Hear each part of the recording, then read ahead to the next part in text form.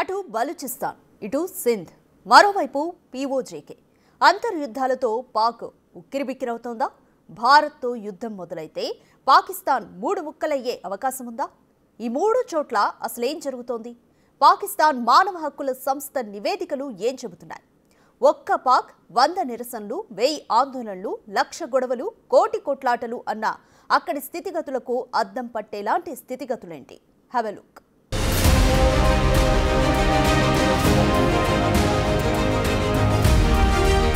రెండు దైవదూషణ హత్యలు, 4 తిరుగుబాటు మరణాలు, 24 మంది గ్రూపు హత్యలు, 379 కిడ్నాప్ కేసులు, 405 పరువు హత్యలు, 1630 మైనర్లపై హింస కేసులు, 1641 గృహ సంబంధిత హత్యలు, 2500 ఉగ్రవాద మరణాలు, 4175 అత్యాచార కేసులు. సింధ్, పంజాబ్లో 4864 పోలీస్ ఎన్కౌంటర్లు.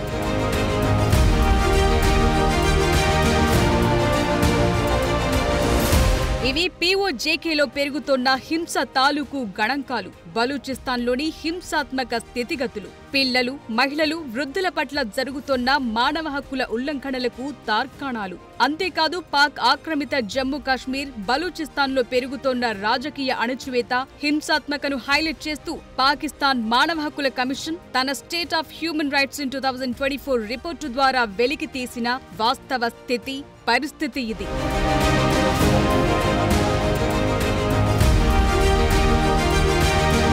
ఒక పక్క పెహల్గాం దాడులతో లోలోన ఒణుకుతోన్న పాకిస్తాన్కి ఈ హెచ్ఆర్సీపీ రిపోర్ట్ లాగి లెంపకాయ కొట్టినంత పని. అలాగని పాకిస్తాన్ ధోరణిలో మార్పు వచ్చిందా అంటే అలాగేమీ కనిపించటం లేదు. కానీ ప్రపంచం గుర్తించాల్సిన పరిస్థితి అయితే స్పష్టంగానే తెలుస్తోంది. పాక్ ప్రభావిత పాలిత ప్రాంతాల్లో పౌర స్వేచ్ఛ భారీగా తగ్గటం, రాజకీయ అణచివేత విపరీతంగా పెరగటంతో కొన్ని సున్నితమైన ప్రాంతాల్లో, జనావాసాల్లో హింస భయంకరంగా పెరుగుతున్న దృశ్యం కనిపిస్తోంది.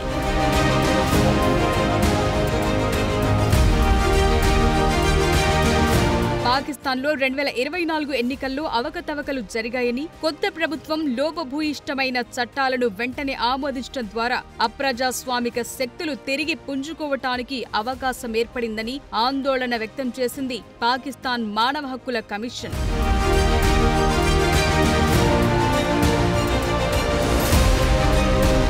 ఖైబర్ పఖ్తూన్ఖ్వా, బలూచిస్తాన్లో హింస పెరుగుదల కారణంగా ఉగ్రవాద సంబంధిత మరణాలు 2500 వరకు ఉండటం తీవ్ర అభ్యంతరకరంగా భావిస్తోంది హెచ్ఆర్సీపీ. 24 మంది కొన్ని వేర్పాటువాద గ్రూపుల చేతిలో హతం కాగా, వీటిలో కొన్ని దైవదూషణకు సంబంధించిన వ్యవహారాలుండటం ఆందోళనకరంగా భావిస్తోంది హెచ్ఆర్సీపీ.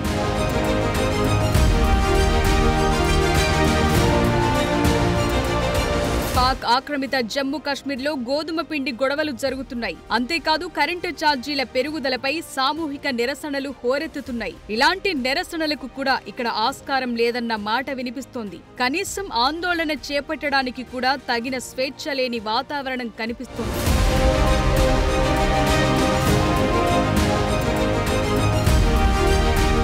హెచ్ఆర్సీపీ చైర్పర్సన్ అసద్ ఇక్బాల్ భట్ చెప్పేదాన్ని బట్టి చూస్తుంటే 2024లో 379 కిడ్నాప్లు జరిగాయి. వీటిలో 2 హత్యలు చిన్న చిన్న మాటల కారణంగా ఏర్పడ్డవి. సింధ్, పంజాబ్లలో ఏకంగా 4864 పోలీస్ ఎన్కౌంటర్లు జరిగాయంటే పరిస్థితేంటో ఊహించుకోవచ్చు. కేవలం యుద్ధం మాత్రమే కాదు, సాధారణ నిరసనల్లో కూడా కిడ్నాప్లేంటి? ఇది ఎంత మాత్రం అభిలషణీయం కాదన్నారు మాజీ హెచ్ఆర్సీపీ చైర్పర్సన్ హీనా జిలానీ. అన్ని హింసాత్మక చర్యలను చట్టపరమైన మార్గాల ద్వారా పరిష్కరించాలని సూచించారు.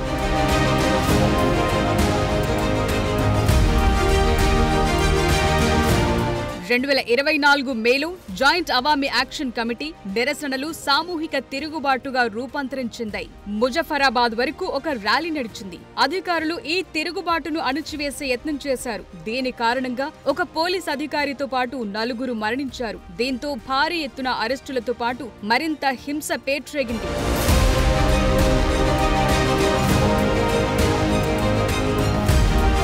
ఇక బలూచిస్తాన్లో కిడ్నాప్లు నిత్య కృత్యమయ్యాయి. ఈ విషయంపై తీవ్ర నిరసన వ్యక్తం చేస్తోంది హెచ్ఆర్సీపీ రిపోర్ట్. ఇక 2024లో మహిళలు పిల్లలపై హింస విషయమై తీవ్ర ఆందోళన వ్యక్తం చేసింది పాకిస్తాన్ మానవ హక్కుల కమిషన్. సుమారు 405 పరువు హత్యలు, 1641 గృహ సంబంధిత హత్యలు, 4175 అత్యాచార కేసులు, మైనర్లపై హింసకు సంబంధించిన 1630 ఘటనలు సరికాదని తెలిపింది.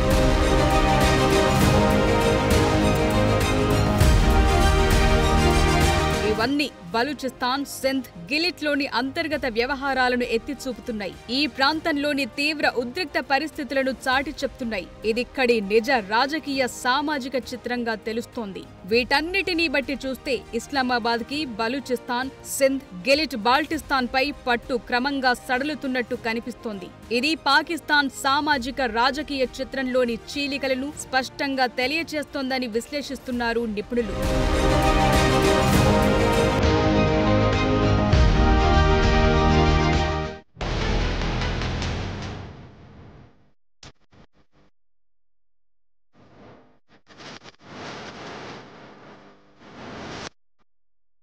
ఎలాగూ కుప్పకూలే పాకిస్తాన్ని మనం కూల్చి ఆ చెడ్డ పేరు తెచ్చుకోవడం ఎందుకు? సరిగ్గా మోదీ ఆలోచన కూడా ఇదేనా? పాకిస్తాన్ అంతర్గత యుద్ధాలతో అతలాకుతలమైపోతోందా? ప్రస్తుతం బలూచిస్తాన్, సింధ్, గిల్గిట్ బాల్టిస్తాన్ ప్రాంతాల్లో నిరసనలు అత్యంత తీవ్రంగా ఉన్నాయా? బలూచిస్తాన్ నాట్ పాకిస్తాన్ అంటూ ఆ దేశవాసులు చేసే పోరాటం గాని తీవ్రతరమైతే చైనాతో సంబంధాలు కూడా తెగిపోతాయా? దోవల్ చేసిన వార్నింగ్లకు అర్థమేంటి? పాక్ 3 ముక్కలు కావడానికి గల అవకాశాలు ఎలాంటివి?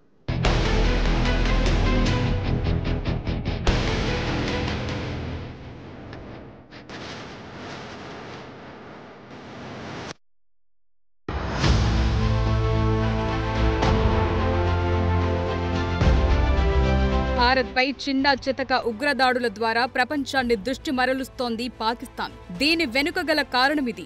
ఇప్పటికే బలూచిస్తాన్, సింధ్, గిల్గిట్, బాల్టిస్తాన్ ప్రాంతాల్లో నిరసనలు చెలరేగుతున్నాయి. ఈ నిరసనలు ప్రధానంగా భూమి గొడవలు, వనరుల్లో వాటాల తగుబలాటలు, వీటి కారణంగా ఏర్పడుతున్న అలజడులు, తిరుగుబాట్లు, వీటిని అణగదొక్కటానికి బలవంతపు కిడ్నాప్లకు పాల్పడటం వంటి వ్యవహారాలు చోటు చేసుకుంటున్నాయి.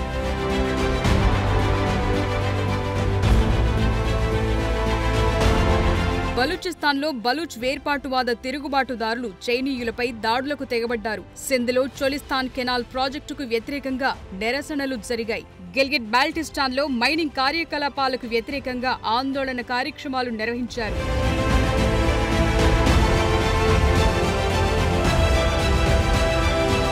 పాక్ అంతర్గతంగా ఏమంత గొప్పగా లేదనటానికి ఎన్నో ఉదాహరణలు. బలూచిస్తాన్లో బలూచ్ లిబరేషన్ ఆర్మీ, తిరుగుబాటు దళాలు చైనా పాక్ వ్యవహార శైలిపై తీవ్ర నిరసన వ్యక్తం చేశాయి. అంతేకాదు దాడులకు తెగబడ్డాయి. ఈ నిరసనలు బలూచ్ ప్రజల ఆకాంక్షలు, స్వయం ప్రతిపత్తి, వారి హక్కులకు ప్రతీకగా నిలుస్తున్నాయి.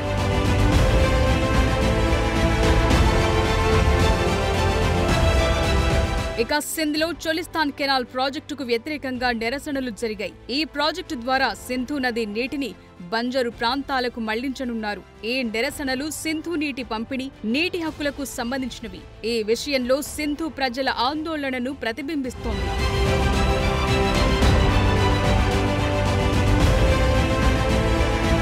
ఇక గిల్గిట్ బాల్టిస్తాన్ విషయానికొస్తే ఇక్కడ పాకిస్తాన్ ప్రభుత్వం యొక్క మైనింగ్ విధానాలకు వ్యతిరేకంగా తీవ్ర నిరసనలు జరిగాయి. ఈ ప్రాంతంలో గిల్గిట్ బాల్టిస్తాన్ ప్రజలు తమ భూమి, ఇతర వనరుల విషయంలో పాక్ ప్రభుత్వ విధానం పట్ల తీవ్ర అసంతృప్తిని వ్యక్తం చేసినట్టు తెలుస్తోంది.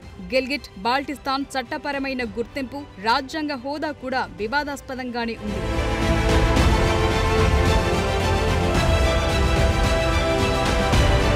ఈ నిరసనలు పాకిస్తాన్లోని అంతర్గత అసంతృప్తికి, భిన్న ప్రాంతాల ప్రజల సమస్యలకు నిదర్శనం. ఈ ఆందోళనలు పాకిస్తాన్ ప్రభుత్వం, దాని పాలన పట్ల ప్రజల అసంతృప్తికి సంకేతంగా భావిస్తున్నారు విశ్లేషకులు. వచ్చే రోజుల్లో భారత్తో యుద్ధం వస్తే పాకిస్తాన్ ముక్కలు చెక్కలు కావటం ఖాయంగా తెలుస్తోంది.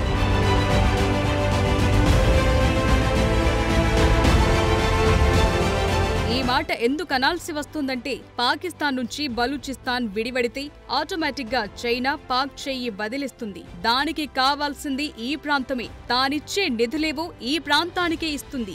ఈసారి ముంబై తరహా దాడిగాని జరిగితే పాక్ బలూచిస్తాన్ ని కోల్పోతుందని అజిత్ దోవల్ అందుకే అంటోంది. ఈ అంశాలపై సునిశ్చిత దృష్టి సారించిన మోదీ ప్రభుత్వం ఒక్కో అడుగు వేసుకుంటూ ముందుకు వెళ్లాలని చూస్తోంది. తన 6 డైమెన్షన్ వార్ స్ట్రాటజీలో ఇది కూడా ఒక భాగమే. తొలుత పాక్ ఆక్రమిత జమ్మూ కాశ్మీర్లో జల అలజడి సృష్టించి తద్వారా దాన్ని స్వాధీనం చేసుకునే ఎత్తుగడ వేస్తోంది భారత్.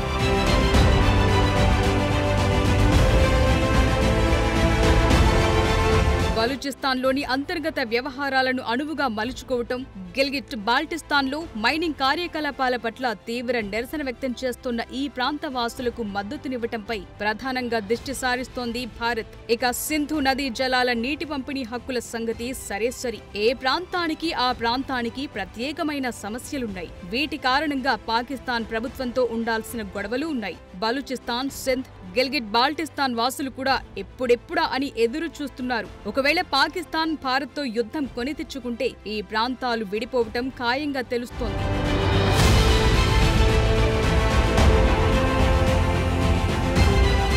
ఇప్పటికే ఆఫ్ఘనిస్తాన్ సైతం భారత్తో సఖ్యత, పాక్ అంటేనే విముఖత చూపిస్తోందన్న విధం కనిపిస్తోంది. మనల్ని ఇరకాటంలో పెట్టేలా పాక్ చైనాతో ఎలా చెలిమి చేస్తుందో సరిగ్గా ఆఫ్ఘనిస్తాన్ సైతం భారత్తో స్నేహబంధాన్ని ఆశిస్తోంది. ఈ దిశగా భారత్ కూడా గత కొంతకాలంగా తాలిబన్లతో సఖ్యంగా ఉంటూ వస్తోంది. వచ్చే రోజుల్లో ఈ బంధం మరింత బలపడేలా పాక్ గుండెల్లో గుణపం దిగేలాంటి ప్రకటన వెలువడబోతోంది. దీంతో పాకిస్తాన్ అష్ట దిగ్బంధనంలో చిక్కటం ఖాయంగా తెలుస్తోందంటున్నారు దక్షిణాసియా రాజకీయ వ్యవహారాల నిపుణులు.